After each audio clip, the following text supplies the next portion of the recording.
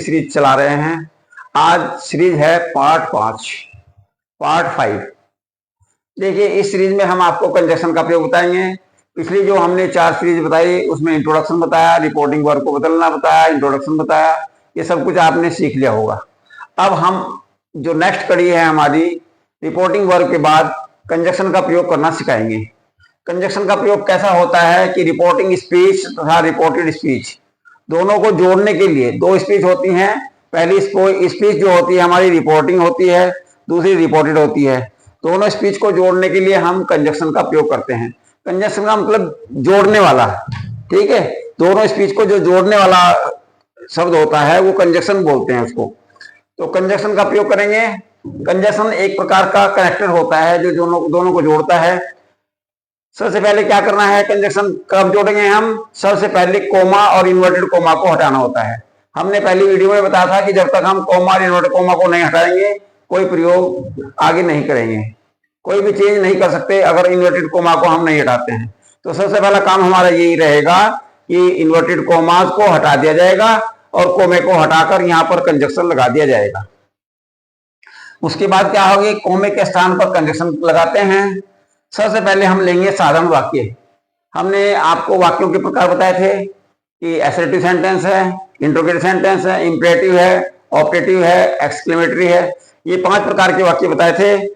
सब में कंजक्शन का प्रयोग अलग अलग होगा। सबसे पहले हम लेंगे साधारण वाक्य। जैसे देखिए, हमने कहा he says the sun is hot. तो ही सेज, यहाँ पर कोमा है, इन्वर्टेड कोमास है, दोनों को हमने हटाया। इस इन्वर्टेड कोमा को हटाएंगे, इस इन्वर्टेड कोमा को हटाएंगे, यहाँ से कोमा हटाएंगे, तब हम परिवर्तन करेंगे। कभी यहाँ पर हमने कंजक्शन लगाया, इन दोनों के बीच में कंजक्शन लगाया हमने दैट कंजक्शन लगाते हैं हम साधारण वाक्य में। समझ में आया होगा आपके कि साधारण वाक्य है जो असर्टिव सेंटेंस है उसमें सिंपली हम कंजक्शन दैट का प्रयोग करते हैं। अब आगे के वाक्य में देखते हैं कैसे हम कंजक्शन का प्रयोग करेंगे। एक एक चीज को आप ध्यानपूर्वक समझिए और कंजक्शन लगाने का प्रयोग सीखिए। हर चीज को आप बारीकी से सीखेंगे तो कभी भूल नहीं पाएंगे। देखिए, दूसरा वाक्य होता है हमारा इंट्रोगेटिव। इंट्रोगेटिव सेंटेंस हमने बताए थे आपको, ये 2 प्रकार के होते हैं। एक वो वाक्य होते हैं जो हेल्पिंग वर्ब से शुरू होते हैं, जो हेल्पिंग वर्ब से आरंभ होते हैं, जिसमें क्या से, हिंदी में क्या से प्रारंभ होते हैं, ठीक है, क्या से प्रारंभ हो। दूसरे वो वाक्य होते हैं जिनमें क्वेश्चन वर्ड होते हैं, प्रश्नवाचक शब्द होते हैं, जैसे व्हाट है, व्हेन है, वेयर है, आदि आदि। ये 2 प्रकार के क्वेश्चन वर्ड थे। एक में सहायक क्रिया शुरू होंगी, जैसे do, does, did, is, are, am, was, were, will, shall, can, could, may, might, आदि आदि। इनसे वाक्य आरंभ होगा तो हमारा कंजक्शन लगाएंगे हम। इस वाक्य में कंजक्शन लगाएंगे इफ। सही लिख दूं मैं, आपको समझ में आ जाएगा। इस वाक्य में कंजक्शन लगाएंगे हम इफ। अगर ये वाक्य हेल्पिंग वर्ब से आरंभ होता है तो कंजक्शन इफ का प्रयोग होगा। परंतु अगर वाक्य इंट्रोगेटिव वर्ड से आरंभ हो रहा है, प्रश्नवाचक शब्द से आरंभ हो रहा है, तो हमें कोई कंजक्शन लगाने की जरूरत नहीं है, नो कंजक्शन। ये आपको विशेष ध्यान रखना है कि कंजक्शन का प्रयोग नहीं करना है, कोई कंजक्शन नहीं लगेगा, ठीक है। समझ में आई बात कि इसमें क्या करेंगे हम, जो कंजक्शन है, टू है, दैट है, वो कोई भी नहीं लगाएंगे, कंजक्शन नहीं लगाएंगे। इनमें एक एग्जाम्पल देखते हैं, एग्जाम्पल के थ्रू समझाएंगे तो आपको जल्दी समझ में आ जाएगा। हमने कहा he said to Mohan, inverted comma begin किया हमने, are you going to school.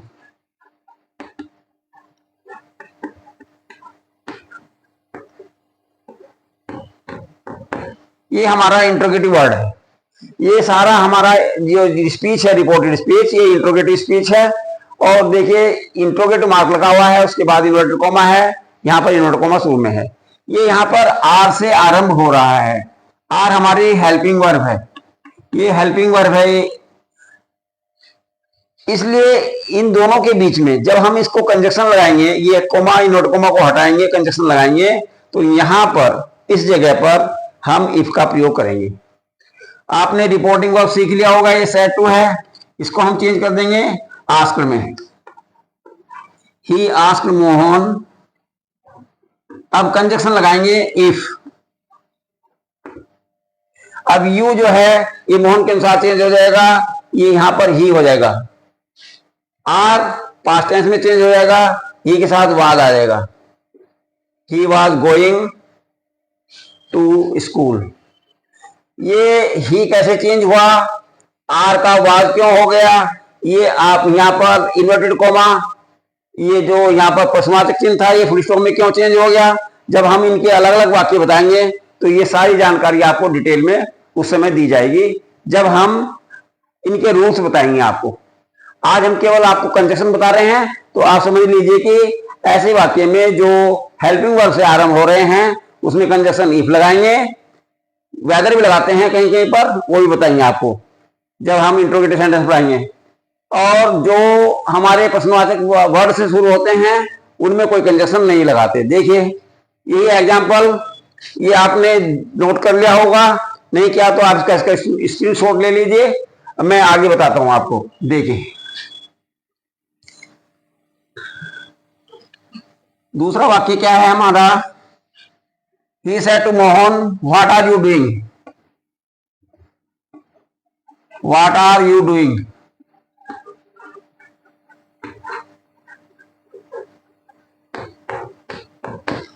ये अब यहां पर व्हाट हमारा इंट्रोगेटिव वर्ड है, क्वेश्चन वर्ड है, ये प्रश्नवाचक शब्द है, इसलिए यहां पर कोई कंजक्शन लगाने की आवश्यकता नहीं है, कोई कंजक्शन नहीं लगाएंगे यहां पर। तो हम कहेंगे he asked Mohan what he was doing, he asked Mohan, कोई कंजक्शन नहीं लगाएंगे।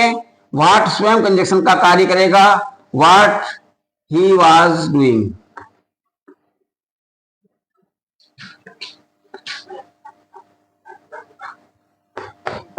ये बात समझ लीजिए आप कि यहां पर हमने कोई कंजक्शन नहीं लगाया, और पहले वाले वाक्य में जो आर से शुरू हुआ था वहां पर कंजक्शन लगाया।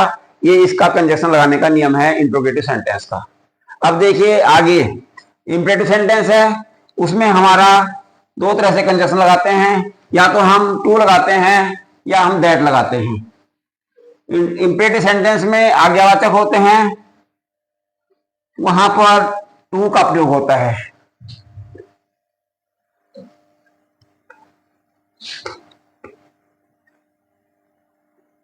इंपरेटिव जो सेंटेंस होते हैं,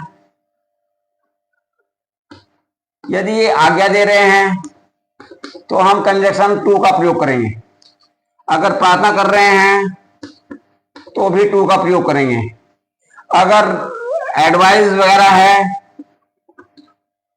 तो उसमें टू भी लग सकता है, दैट भी लग सकता है। टू और दैट दोनों यूज हो सकते हैं। और इसी प्रकार सुझाव है, हमारा सुझाव है, वहां पर भी टू या दैट लग सकता है वाक्य की सेंस के अनुसार। निगेटिव सेंटेंस में ये टू जो है ये नोट टू में चेंज हो जाता है, नोट से पहले ले जाता है। ऐसे ही रिक्वेस्ट वाले वाक्य में नोट पहले ले जाता है। आपको ये ध्यान रखना है कि कंजक्शन टू या दैट लगेगा इंपरेटिव सेंटेंस के अंतर्गत। इसी प्रकार ऑपरेटिव सेंटेंस में भी दैट लगता है और एक्सक्लेमेटरी सेंटेंस में भी दैट लगता है। मैं समझता हूं कि आपको कंजक्शन लगाने का प्रयोग पता लग गया होगा, क्या नियम है, कैसे लगाते हैं। सबसे ज्यादा जो दिक्कत आती है कंजक्शन लगाने में वो इंट्रोगेटिव सेंटेंस में आती है, जिसको मैंने आपको विस्तार पूर्वक समझा दिया है कि इंट्रोगेटिव सेंटेंस में या तो इफ लगेगा या वेदर लगेगा या कोई कंजक्शन नहीं लगेगा। वो जानकारी आपको मिल गई कहां पर लगाना है, कहां नहीं लगाना है। अगली वीडियो में हम आपको प्रोनाउन के परिवर्तन बताएंगे। तब तक के लिए शुक्रिया, धन्यवाद।